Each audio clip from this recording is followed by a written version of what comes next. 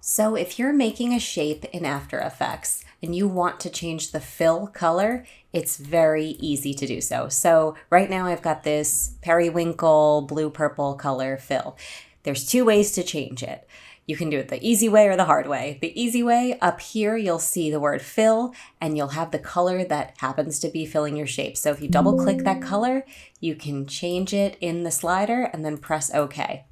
The second way to change it is to go over to the layer in your timeline and then drop down the menu, drop down contents, drop down shape, and drop down fill. And then you'll see the color that the shape happens to be at the moment in that little color box. And if you want to change it, you can either grab the color dropper and grab a color that's in your comp, a different one, or you can just double click again and change it again.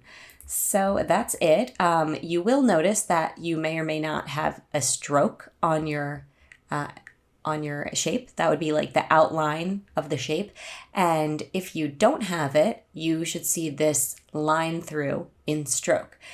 You can also double click on the word itself, stroke, and there you'll see I have none. But if I had a solid color, it would look like this.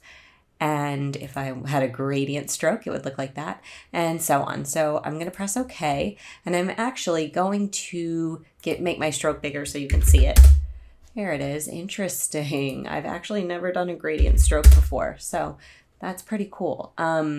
But yeah, that's it. That's how you change the color. You can just change it again up here and try out all sorts of things. Just like with the stroke, the fill, if you select the word fill at the top, you can get a gradient. You can also have no fill and just a stroke. And that's it. I hope that this helps you guys. Thank you for watching, and I have a whole playlist on After Effects, so if you want to check that out, there may be some more videos that you'll find useful. Thanks again.